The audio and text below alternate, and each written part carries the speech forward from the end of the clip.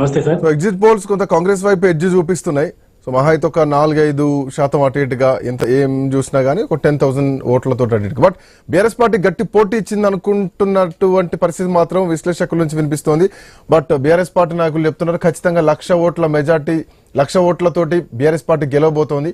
జూబ్లీహిల్స్ లో ఖచ్చితంగా ప్రజా వ్యతిరేకత ఏందనేది జూబ్లీహిల్స్ నుంచి చూపిస్తామని చెప్పేసి కాంబోజ్ గారు ఇప్పటివరకు మాట్లాడడం జరిగింది స్టూడియోలో.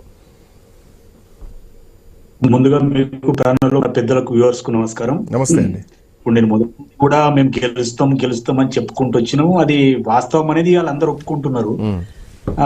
కాకపోతే అందరూ కాంగ్రెస్ ఎక్కడ గెలుస్తుంది మొన్నటి వరకు కూడా ఒక 2-3 డేస్ ముందటి వరకు కూడా లే గెలిచే ముచ్చట్లేదని చెప్పారు. కానీ ఇప్పుడు అందరి నోట కూడా కాంగ్రెస్ గెలుస్తుంది అనే విషయం అయితే స్పష్టంగా అర్థమవుతుంది. వాళ్ళు చెప్తా ఉన్నారు, ఓపెన్ గా చెప్తా ఉన్నారు. నేను అనేది ఏంటంటే జూబ్లీ హిల్స్ ఎన్నిక బీఆర్ఎస్ ఎంత ఫైట్ చేసింది అనేది పక్క పెడితే బీఆర్ఎస్ కు సిట్టింగ్ సీటు, వాళ్ళు గెలిచినటువంటి సీటు గత 2-3 టర్ములుగా వరుసగా ఏకఛత్రాధిపత్యం ఏలుతున్నటువంటి సీట్లో వాళ్ళ ఏకఛత్రాధిపత్యాన్ని తోసి రాజని మేము గెలుస్తున్నాం అంటేనే ఎవరు ఫైట్ చేసారు, ఎవరి పాపులారిటీ ఎక్కువ ఉంది, ప్రజలు ఎవరి వైపు ఉన్నారు అనేది మనకు స్పష్టంగా అర్థమవుతుంది. వాళ్ళకి ఇంతకు ముందు వచ్చినటువంటి మెజారిటీని దోసుకుంటూ పోయి మేము మెజారిటీ తెచ్చుకోవడం అంటే ఆ గ్యాప్ ఈ గ్యాప్ కలిపితే ఎన్ని ఓట్లు ఎక్కువ వచ్చినాయో నాకు అర్థమవుతుంది కదా. కాబట్టి నేను ఏమంటున్నా అంటే భారతీయ జనతా పార్టీ అనేది డిపాజిట్ 99% రాకపోవచ్చు. ఇక వాళ్ళ అదృష్టం ఉంటే డిపాజిట్ వస్తుంది. నాకు తెలిసి అయితే డిపాజిట్ రాదు. ఇకపోతే బీఆర్ఎస్ కు మా కాంగ్రెస్ కు ఎంత తేడా ఉంటదంటే మినిమం ఒక 10%. ఇప్పుడు 48% అని కొన్ని సర్వేలు చెప్తున్నాయి కదా. నేను అనుకోవడం ఏంటంటే ఈ లాస్ట్ 1 అవర్ పోలింగ్ సర్వే చూసినట్లయితే నాకు అనిపించే విషయం ఏంటంటే మోర్ దాన్ 50% ఓట్లు మాకు 100% వస్తాయి అని నేను అనుకుంటున్నా. కాబట్టి అంటే నేనన్న 40,000 30,000 కొద్దిగా అటు ఇటుగా ఉండొచ్చు, కానీ గెలుపు అయితే పక్కా అని తేలిపోయింది. రెండో విషయం ఏంటంటే మనం చెప్పడం కాదు, వారే ఒక బీఆర్ఎస్ అభ్యర్థినే ప్రెస్ మీట్ పెట్టి చెప్పిన మాటలు వింటే రాజకీయాలలో ఉన్నటువంటి ఎవరికైనా అర్థమవుతుంది ఏంటంటే ఓటమిని ఒప్పేసుకోవడమే. వాళ్ళు ఆల్రెడీ ఓటమిని ఒప్పేసుకున్నారు. ప్రజలు వేసిన సరళిని చూసి వాళ్ళు ఆటోమేటిక్ గా వెనక గుంజుకున్నారు. ఇక అందులో అనుమానం లేదు.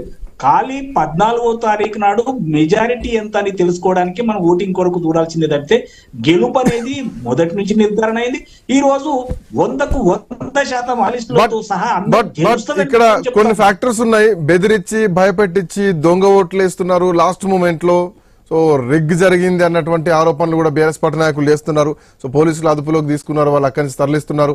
ఎక్కడెక్కడి నుంచో దొంగ కార్డులతో కూడా ఓట్లు వేయించారన్నటువంటి విమర్శ కూడా కనిపిస్తోంది. పోలీసులు కూడా చూసి చూడనట్టు వదిలేస్తున్నారు అన్నటువంటి ఆరోపణలు కూడా సాయంత్రం నుంచి వినిపించాయి.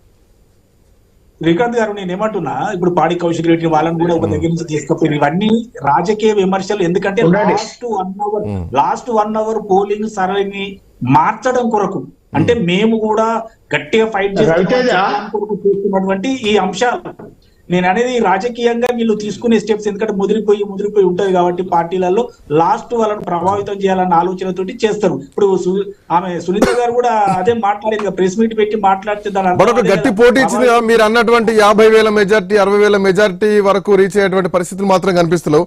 ఏదైనా కానీ ప్రభుత్వ వ్యతిరేకత కనిపిస్తోంది. గట్టి పోటీ మాత్రం బీఆర్ఎస్ పార్టీ ఇచ్చింది అనుకుంటున్నారా? అయితే శ్రీకాంత్ గారు, నేను అనేది మీకు 40-30 వేల సంగతి చెప్తాను. ఎందుకంటే మేము ఏమనుకున్నామంటే ఈ ఉప ఎన్నిక కాబట్టి ఖచ్చితంగా మోర్ దాన్ 50% ఈ పోలింగ్ అవుతుంది అనుకున్నాం. కానీ ఇప్పుడు మీరు ఇప్పటిదాకా చెప్పారు 48.4 అని చెప్తా ఉన్నారు కదా. ఆ పోలింగ్ తగ్గడం వల్ల మనం మెజార్టీ కొంత తగ్గొచ్చు తప్ప పోలింగ్ ఈ రేంజ్ లో, అంటే ఉప ఎన్నికలో కూడా ఇంతే అవుతుందని మాత్రం నేనైతే అనుకోలేదు. ఖచ్చితంగా 50% దాటుతుందని అనుకున్నాను. ఈ లాస్ట్ ఈ 1 అవర్ లో కూడా అంతకుముందు 47 అన్నారు కాబట్టి 5% అయినా 51-52% వస్తుంది అనుకున్నా. మీరు 48% అంటారు కాబట్టి కొంత మెజారిటీ తగ్గొచ్చు కాక, అంటే నేను 30,000 నుంచి 50,000 లోపల మెజారిటీ వస్తాను.